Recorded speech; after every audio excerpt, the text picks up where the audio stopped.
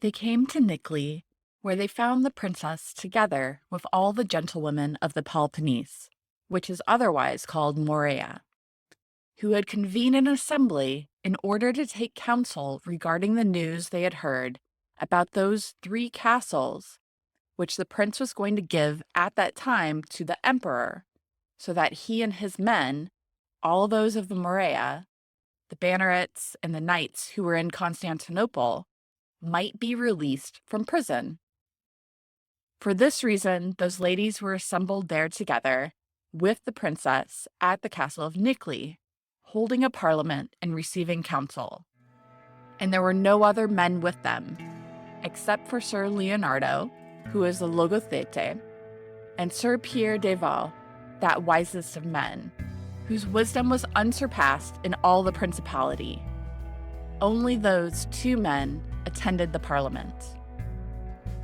This is lines 4,391 through 4,407 in the Greek version of the Chronicle of Maria, translated to English in the 2009 book by Shawcross titled The Chronicle of Maria, Historiography in Crusader Greece. It's found on pages 316 through 317. I'm Jen Gladius, and this is the Hellenaki Deep Dive, a podcast about mapping and analysis for historical and archaeological research. In this episode, I'm going to continue discussing the history of Bastitsa, picking up where we left off in the last episode, which was just after the establishment of the Frankish Principality of Achaia. Let's dive in.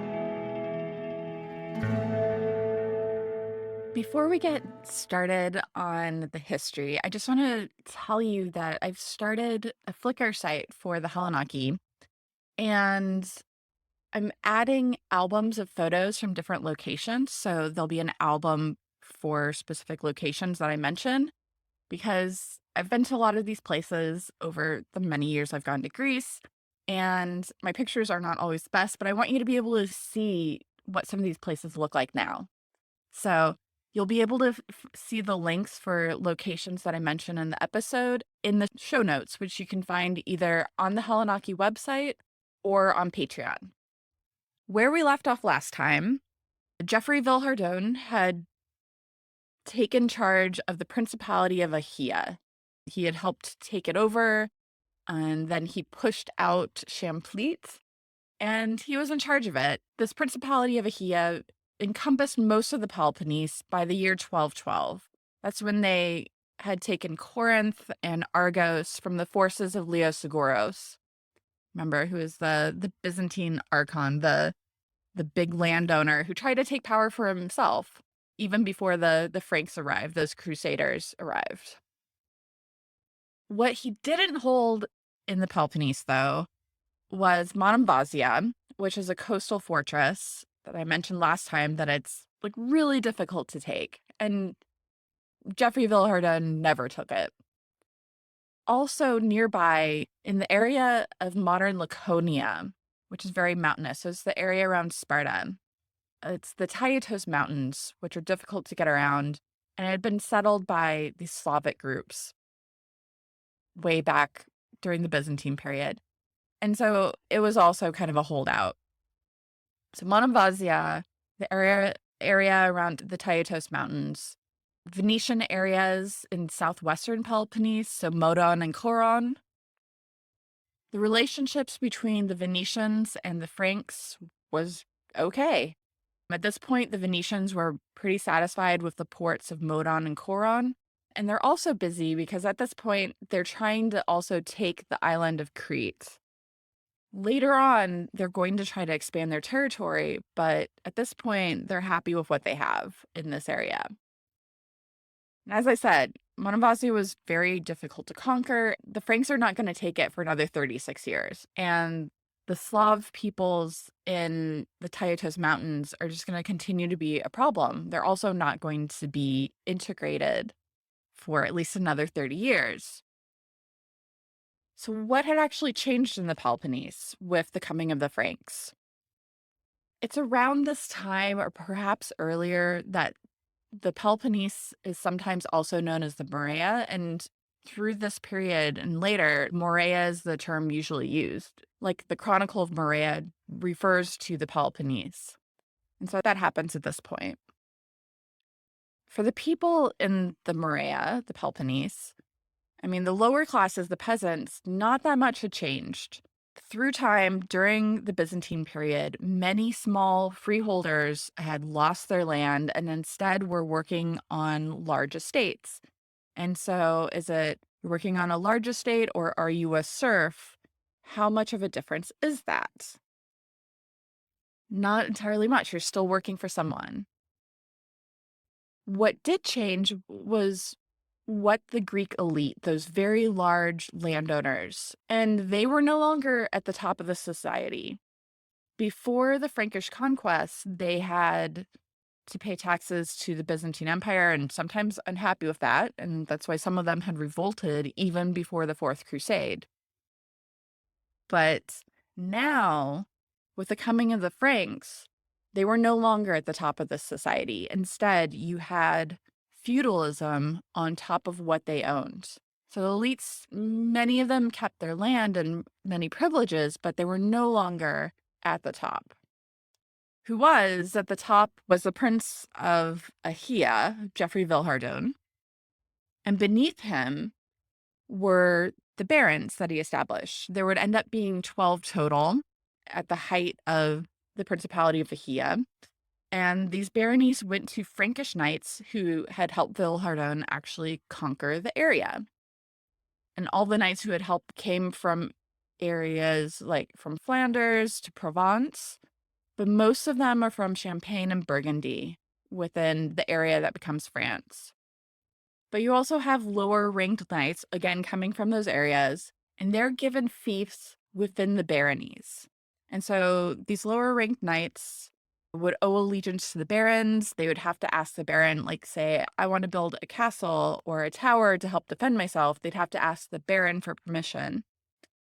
And then ultimately, all the barons and the knights owed allegiance to the Prince of Achaia. Geoffrey Villehardouin actually established a parliament. The barons had a say in what was going on in the Principality of Achaia. So who's left out is the Greek elite, those big landowners at the beginning.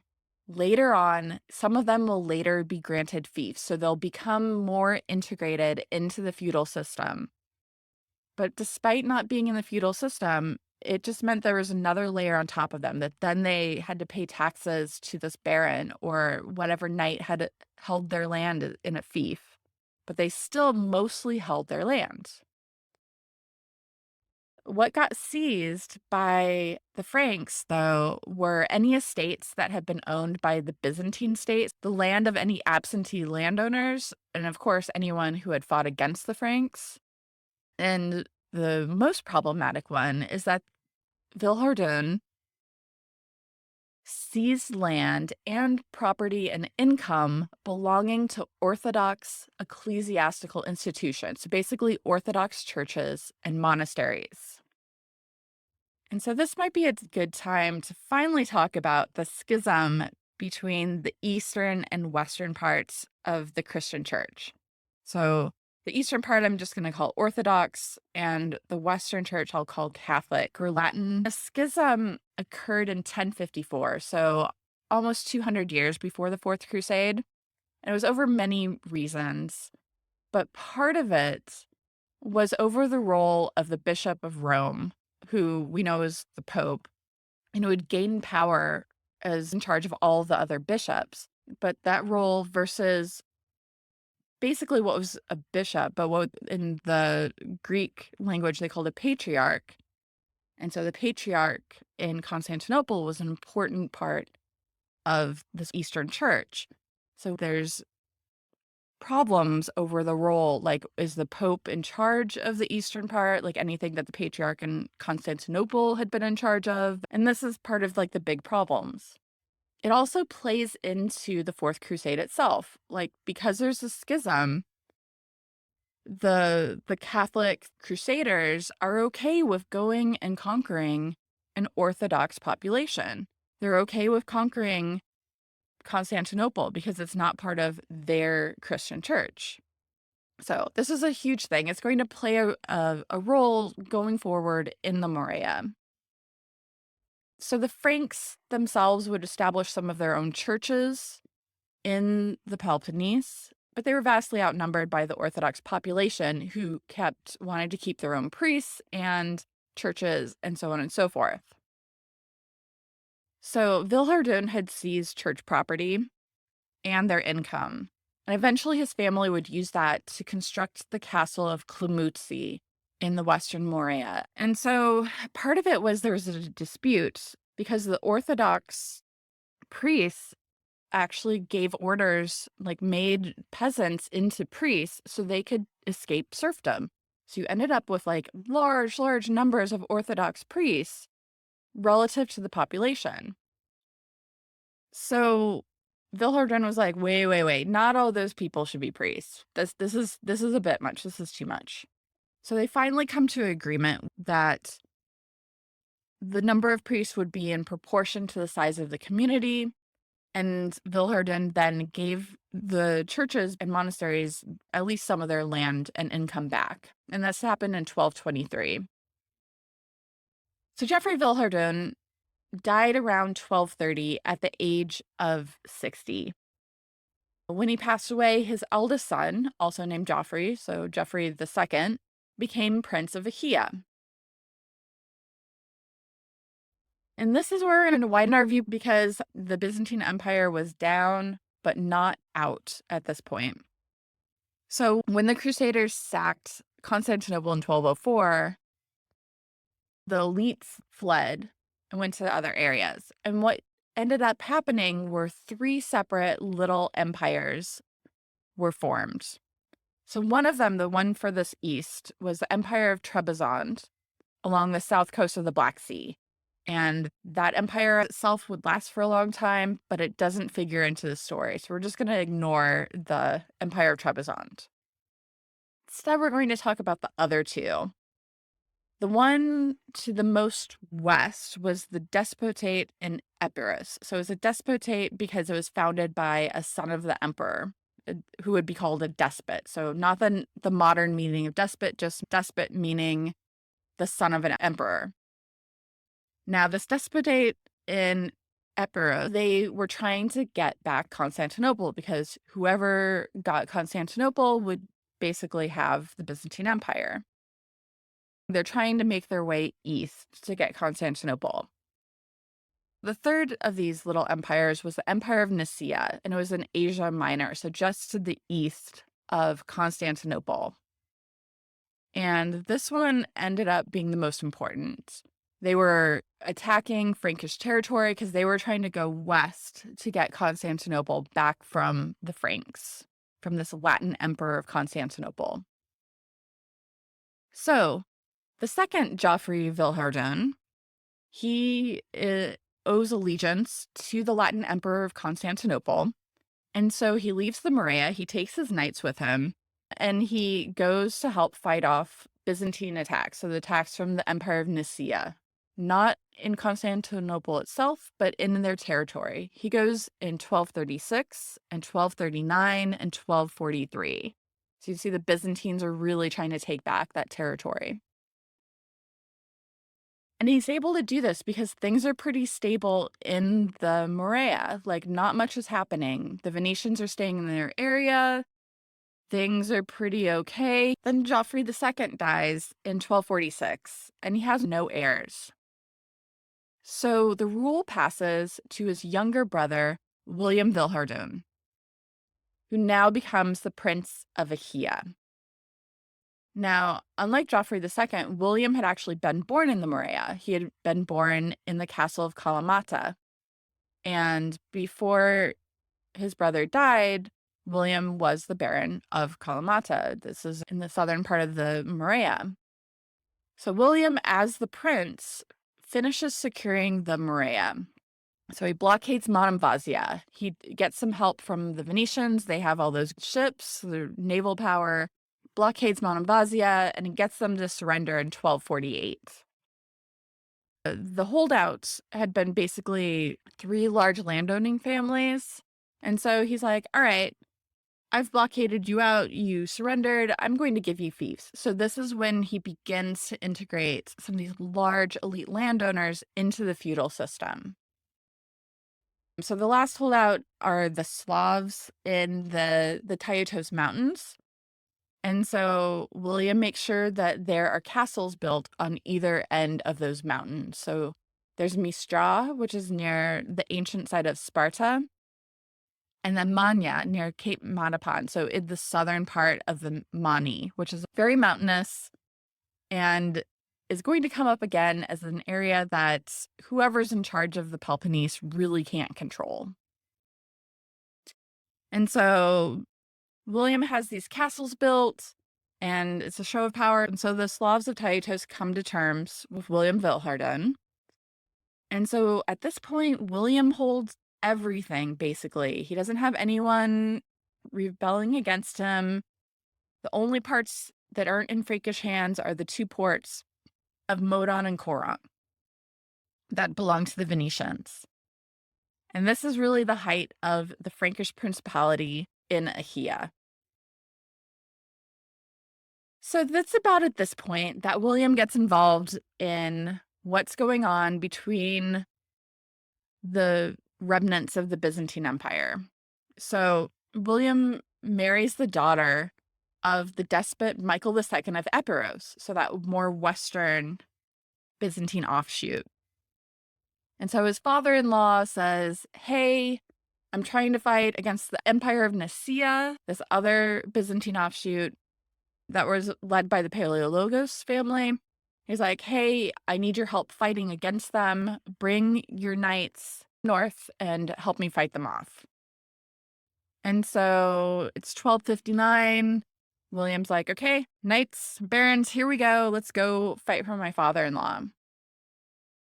When it comes to battle, though, despot Michael fled the scene, and he left William and his allies, like all of his barons and knights. And they got surrounded by the Paleologos troops from the Empire of Nicaea, and they're captured in October of 1259. And they will remain in prison. And they're still prisoners 2 years later when the Nicaea Empire captures Constantinople. So they take it from the Latins, from the last remaining Crusader troops there in 1261. So the Nicaea Empire becomes the Byzantine Empire. So now the Byzantines are like, all right, you're still in prison. Would you like to get out? If you'd like to get out, all you have to do is surrender, let's say, all the Principality of Achaia. Just give us all of the Morea and you can get out. And William's like, nope, you can't have it all. And he negotiates them down to giving them 3 castles. Monemvasia, remember that fortification that's really difficult to take. And also those 2 castles he had built around Taitos, Mistra and Manya. And he agrees to do it. And then the accord goes to the parliament in Achaia, which is full of these Frankish ladies, because their husbands, the barons and knights, were prisoners in Constantinople. And that's the bit I read in the intro of this episode. And so they agree. William and his barons get out, but they've been humiliated because they were captured. And more importantly, the Byzantines now have a foothold back in the Morea.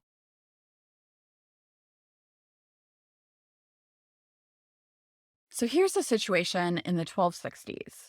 There had been 50 years of Frankish rule with only those 2 little Venetian territories. Things were mostly peaceful. The Frankish knights sometimes had gone to Constantinople to help defend it, and then they ended up getting captured. But there hadn't been any fighting in the Morea in the Peloponnese itself. But now there are 3 entities with a stake in getting control of the Morea. There's the Venetians. They'll expand their territory a little bit if they can, but they're not actively trying to expand at this point. Then there are the Franks, who are playing defense, trying to keep the land that they have. So they've lost like 3 castles to the Byzantines, and they're trying to keep what they have, but they're playing defense. And then you have the Byzantines, who are in it to win it. They have gotten a foothold, those three castles, including Montembazio, which is really, really difficult to take, and they were just given it. And they are going to try to take all of the Morea at this point that they can. And that's what they do. Once the Byzantines have that foothold, they're going to fight. So starting even that year after they get those three castles, the Byzantines were fighting to expand their territory. They thought the Franks were very weak. William had been in prison for a couple years. And so they're like, yes, we'll do our best. And so they end up going up and attacking Andravida, which is not too far from Clamuzzi. So it's toward the northwestern part of the Peloponnese. They attacked it, didn't take it, but they did start working on capturing the area of Kalavrita, which is just to the south of Vastitsa, but separated from Vastitsa by, again, some mountains. So the Byzantines would end up taking Kalavrita in the next few years. The next year, they again attack Andravida, and they try using Turkish mercenaries, but didn't pay them on time. And so William Vilhardon, he hires those Turkish mercenaries, pays them, and uses them to defeat the Byzantine forces at Nikli. So pushes them back and has a battle at Nikli, which is where that parliament of the Frankish ladies had gathered to get William out of prison. After that, after those few big pushes, the Byzantines have taken territory, but then attacks become more sporadic, depending what's going on elsewhere in the Byzantine Empire. Did they have the resources to put into trying to push the Franks out of the Morea or not? And so there'll be nothing for a while, and then they'll fight and try to take more territory. And I just want to note here that it's interesting. The terrain of the Peloponnese, of the Morea, really, it partly determines where these attacks are going. Now, Andravida was kind of important because it was near Clamuzzi, kind of near the seat of the Principality of Achaia. But Kalamata, where Vilhardun had been born and had been baron, was much, much closer. Look at the map. Like, Kalamata is much closer to Mistra, which is where the Byzantines will set up as their capital. And Kalamata is pretty close, but through the mountains, it would have been really difficult to go there. Whereas going towards Andravida, you can go through some of the valleys and much easier territory and hit a bit closer towards the seat where Vilhardun actually was ruling from. I also want to note Kalavrita falls to the Byzantines fairly soon, and it's not that far from Vastitsa, but Vastitsa itself is going to stay out of Byzantine hands. So the big change in this period is that now there's almost a constant state of war. And so trade is going to be reduced and agriculture as well. So any money that had been going towards other things, now the Franks are putting into beefing up their existing castles and building more castles or towers. They're also putting money into hiring mercenaries. And so these mercenaries would go around and plunder the land and indiscriminately kill people. And so you'd end up with less population and the land just devastated. Overall, like, the Franks, they had fewer knights. They had problems after being captured. But whenever they took the field in like a large battle, they would still win. They had the technology to win. So instead of large battles, the Byzantines would instead infiltrate into towns and try to stage a coup or take towns that were not very well defended. And so you have this kind of slow process by the Byzantines because they were not winning large battles. The Byzantines also had an advantage that most of the local Greeks and Slavs that were in the area tended to support the Byzantines. So they got help from within. And as I said, William Vilhardun never really recovers from being taken prisoner. He had the height of the Principality of Achaia, but then he's weakened. He's in a weak position. And so he signs a treaty with the King of Sicily, a man named Charles of Anjou. And basically, he signs over control of the Morea.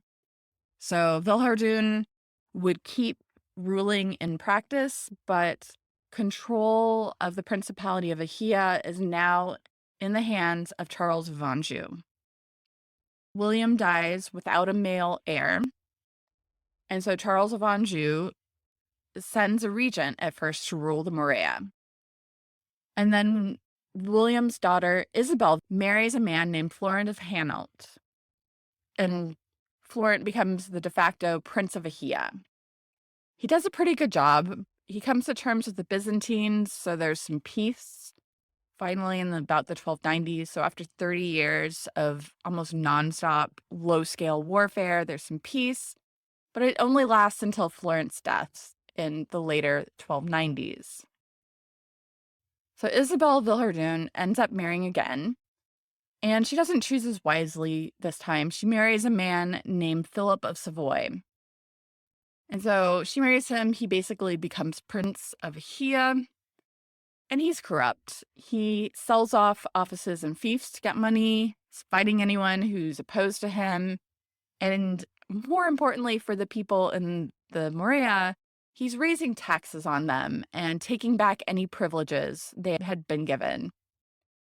And of course, as you might expect, this angers the local Greeks and also the Slavs of Skorta. So not the Taitos, but an area in the modern region of Arcadia, where again, to keep them in check, there had been 2 baronies established on either side with castles. And so in 1302, the Slavs of Skorta revolt, and the local Greeks as well. And this revolt is violently put down, and Philip confiscates the rebels' land. It just stirs everything up again, and so there's constant warfare again. So after Isabel and Philip pass away, Isabel's daughter, Maud Villehardouin, would rule the Principality of Achaia next. She did a pretty good job, but after her death in 1324, the Byzantines had been taking territory, and basically all the barons of the principality are on their own against the Byzantines.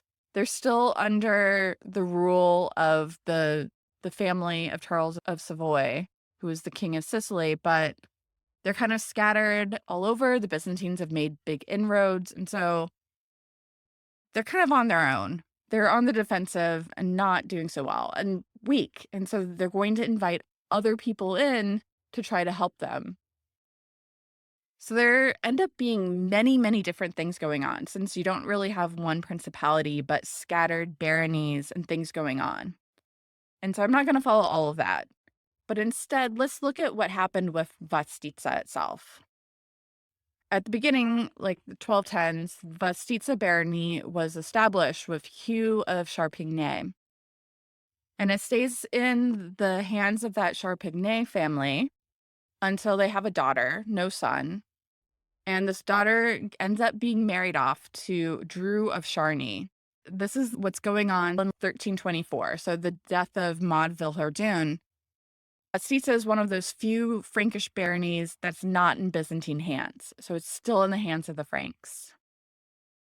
Until 1359, when the Charny family must have needed money, and they sell the barony of Vastitsa to Marie of Bourbon. She only keeps it for about 4 years before she sells it off to a man from Florence, part of a Florentine banking family named Nerio Acciajuoli. And I'm butchering his name. So Nerio buys Vastitsa, the entire barony, in 1363. And Nerio actually buys Vastitsa, and he ends up acquiring all of the northern coastline of the Peloponnese. So everything between Corinth in the east to Patra in the west. Everything along the coast. And he holds it for almost 20 years. But then Vastitsa is seized from him by the Navaris Company. Now, the Navaris Company was a group of mercenaries originally from the area on the border between France and Spain. And so they'd been hired into the area of Epiros, so like modern Albania, and then they ended up getting invited into the Morea to kind of help in the fighting between the Byzantines and whoever else. And the Navaris Company see that everybody, especially the Franks, are like pretty weak, that they had to invite in mercenaries, and they end up taking power. So they seize a lot of what was left of Frankish Achaia and take power. So they seize Vastitsa away from Nerio. And the leader of the Navaris Company, a man named Peter de San Superan, is given Vastitsa outright in 1386. Now, Nerio says, I own it, and he'll try to get it back, but he never gets control. The Navaris Company will control Vastitsa into about 1400, which is where we're going to end this part of the history. So we talked about the Morea in general during the early part of the Frankish period, and then when things split apart, focus more on Vastitsa. What had been left of the Frankish Morea will end up changing hands to people who have money or the strength to actually take it. The Venetians during this time had mostly kept to Modon and Coron in the southwestern Peloponnese. But around 1390, they tried to expand, and they end up taking the port city of Nafplio in the eastern Morea, another port city. The Byzantines had taken a substantial amount of the Morea, but did not control all of it. And because there had been constant fighting, the population was low. They didn't have enough people to actually do all of the cultivation. And so the Byzantines in the 1300s end up bringing in Albanians to settle in the Morea, Epirus, Thessaly, and Attica. So you have another group. You have Greeks, you have a distinct Slavic group, and now you have ethnic Albanians in the Morea as well. And you have this situation. The Byzantines have a substantial amount of control. They do have support from many local Greeks. But you know who's not necessarily happy? The elite landholders. They actually staged a rebellion in 1387 against Theodore, the despot of Morea.